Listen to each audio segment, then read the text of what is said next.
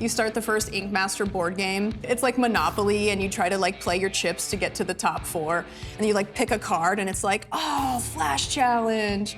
And then DJ ends up being the final boss every time. DJ is the Bowser. You get to the end, and you have to beat DJ ultimately.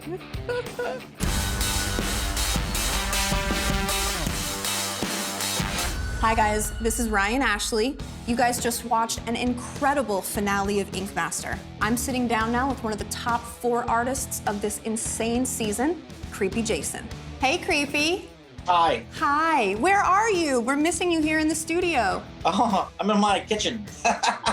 Your kitchen in Maryland?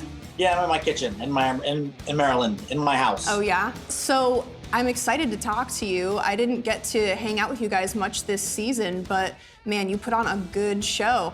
Oh, thank you very much. Why don't we start by talking about your previous experience on Ink Master and kind of what led you here? What season did you compete on initially?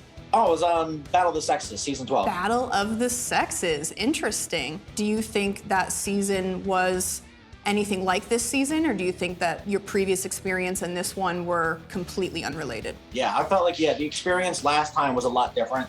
When I came into it before, I was kind of a nobody, so nobody knew what to expect, but this time I came into it with a reputation, and that definitely played a part. Do you think coming into this season, the way that you played the game or your skill set was affected at all by your previous experience?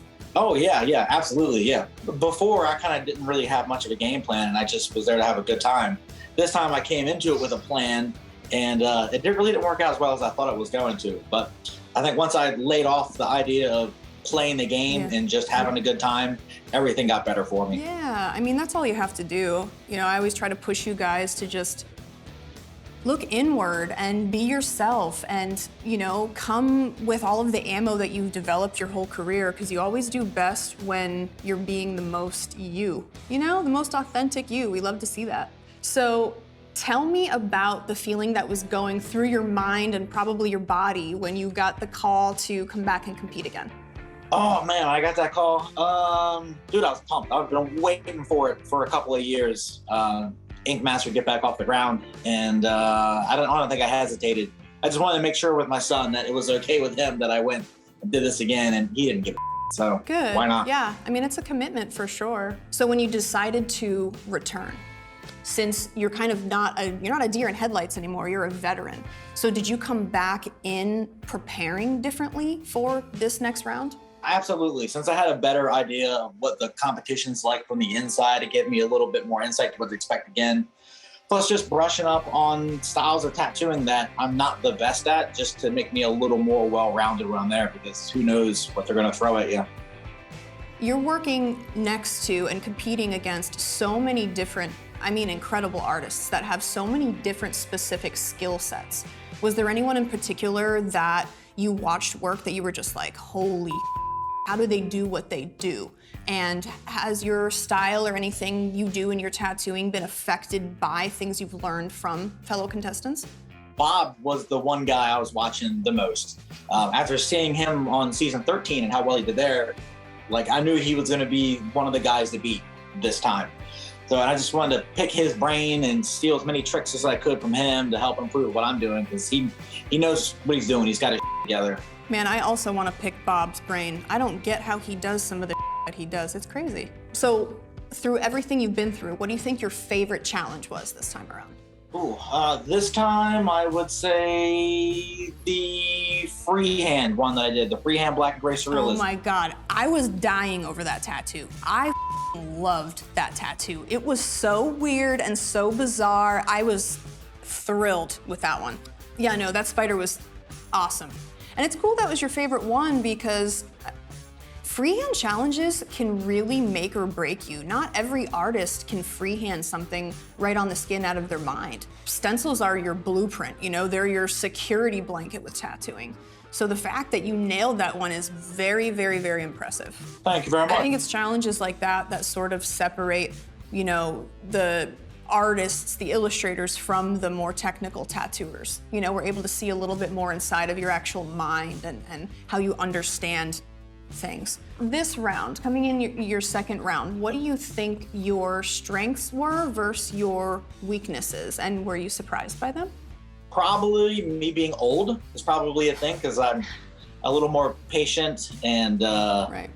the experience I have of dealing with like basic training and that kind of that I've done over a long life definitely kind of gave me an advantage, I think, in the competition, you know, in the background of things. Yeah, yeah. Just your overall demeanor. Yeah, that's pretty much what it is. Yeah, like I don't know, very patient. I carry myself well. I think that means something. And you're always a gentleman. The other part of the question was, did you see any weaknesses in yourself that you think kind of kept you back, or did you notice things that were highlighted that you need to work on? Yeah, totally. And I would say that's not even a tattooing thing. That's another just character thing. And that I don't know, like I think I wanted the win too much this time, whereas last time I just wanted to have a good time. And I felt like that I did better because of that. So I kind of lost a bit of who I was by trying to win harder than I should have been. Man, that's why I always say this competition is so all-encompassing. It's not just a test of skill, it's a test of mental strength. It's a battle that you have with yourself, and it's emotional and it's life-changing, and I mean, I know how it is for you guys when you're in it. It's not just a game. It's not just a competition, it's everything. And you're testing yourself on so many different levels, and you truly learn a lot about yourself. Yeah. So tell us about your reaction when we dropped the Match a Master challenge on you. Oh, with the Masters come back? Is that the one you're talking about? Brutal. That's awful. Yeah. So obviously you weren't stoked. No. I mean, stoked to see these guys in person as tattooers, but not stoked to compete against them. I mean, didn't it push you forward though, thinking like, well, you know, if I want to be the best, then I want to beat the best. And if these guys are the best, then bring it on.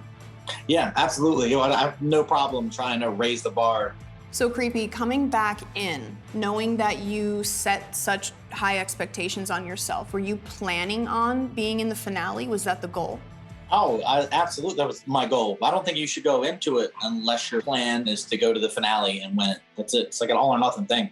And then the finale hit, and I know we spoke a little bit, and the 24-hour challenge, 24 hours over 2 days. That is pretty crazy, huh? Yeah. That was the first time I've done anything even close to that, and that'll be the last time I ever do anything close to that. And you normally don't do tattoos that are multiple day sessions in a row, day after day? I don't, yeah. I usually do 6 to 7 hours sitting once a day, and then I've never done back-to-back sittings on anybody like that before. I mean, that has to be intimidating, just thinking about doing anything for the first time in the middle of this competition is, I don't know, it's a mind a little bit. So going into this 24-hour, 2-day tattoo, knowing it's the first time in your career you've even attempted something like this, because it is a totally different animal. What were the thoughts going through your mind when you were realizing the challenge you were actually faced with? Pacing was the big one. I've never tattooed or designed something to be done in a time frame like this. So I wasn't sure how big I should go versus how much detail I should have in there, because I don't want to overextend myself and have something that's incomplete. Man, that is the biggest thing. It's like you can estimate how much you can get done in a normal day, right? You tattoo 6 to 8 hours, you have a game plan in your mind. You know, you're almost on cruise control. You know your limits, you know your time frame.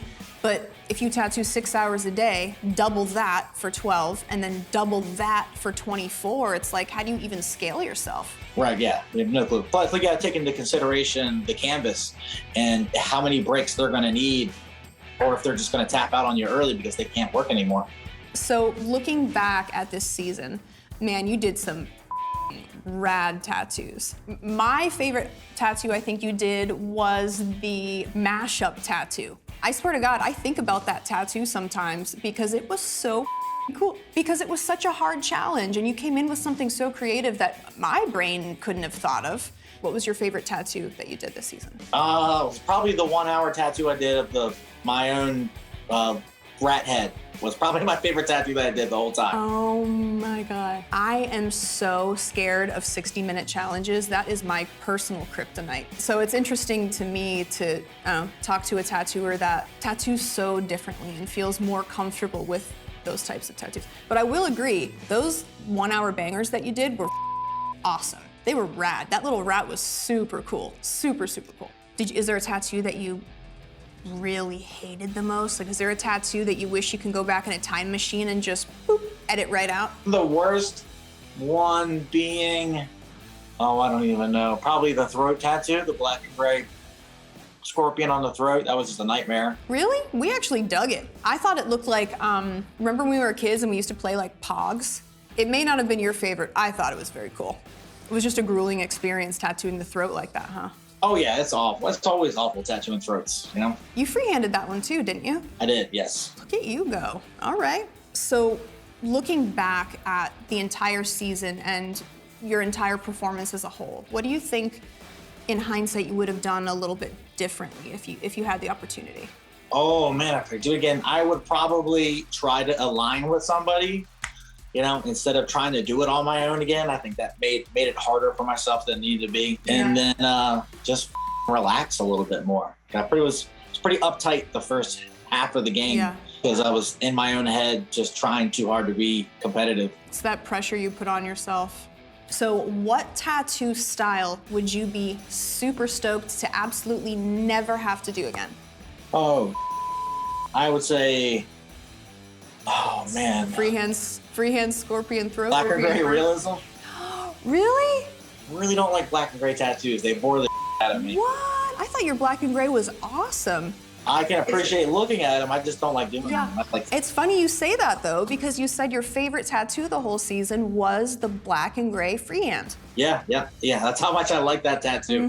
What an oxymoron. So, will you ever come back and revisit Ink Master?